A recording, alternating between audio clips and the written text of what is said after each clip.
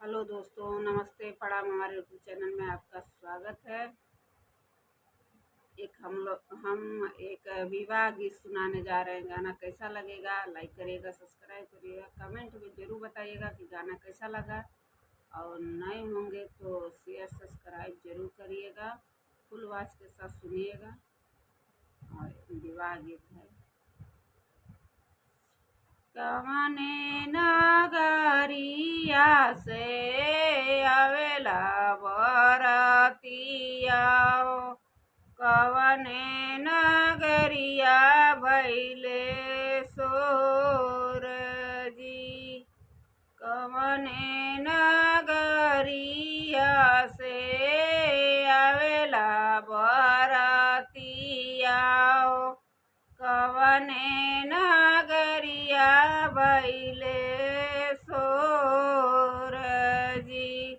अवध नगरिया से आवेला बरतिया हो।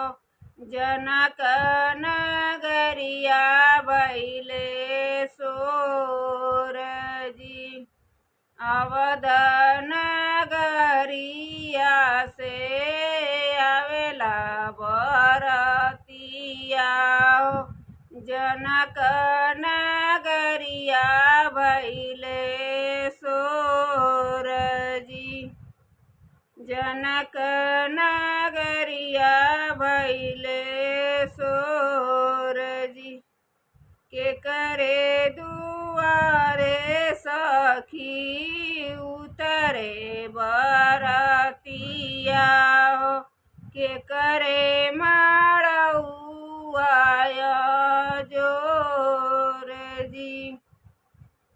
के करे दुआरे सखी उतरे बरतिया हो।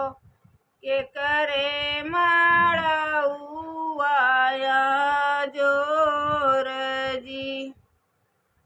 अवध नगरिया से आवेला बरतिया हो। जनक नगर भैले सोर जी। अवध नगरिया से आवेला बरतिया हो। जनक नगरिया भैले सोर जी। राजा जनक जी के दुआरे उतरे बरतिया हो। राजा जनक जी दुआरे उतरे बरतिया हो। मड़वा भैले जोर जी। मड़वा भैले जोर जी। के करे दुआरे बाजे बरहो बजानावा हो। के करे दुआरे सहनाए जी।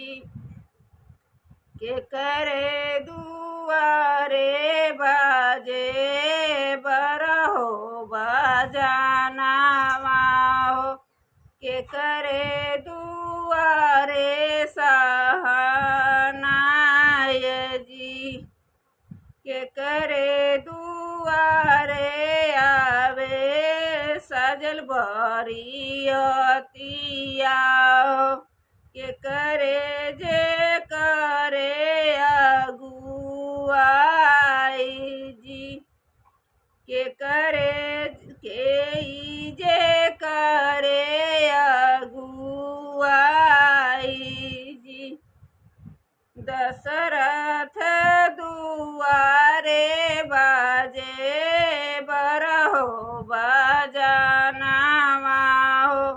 जनक दुआरे सहनाय जी।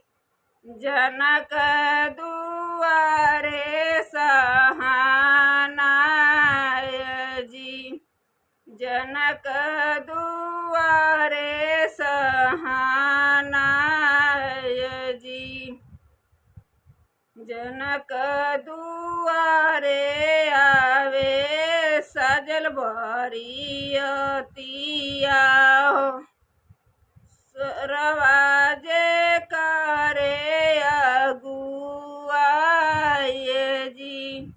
जनक दुआरे आवे सजल बरियतिया हो। सरवाजे करे अगुआई जी। केकरा जे शोभेला जाला जामा से जोड़ा हो। केकरा जे शोभे कुल सिंगार जी। केकरा जे शोभेला जामा से जोड़ा हो। केकरा जे शोभेला कुल सिंगार जी। केकरे जे शोभे चंदना तिलकिया हो। केकरा जे चुनरिया गोटेदार जी।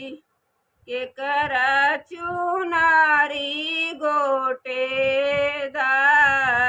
जी। रामा के शोभेला जामा से जोड़ा हो। सीता के शोभेला सोलहो सिंगार जी।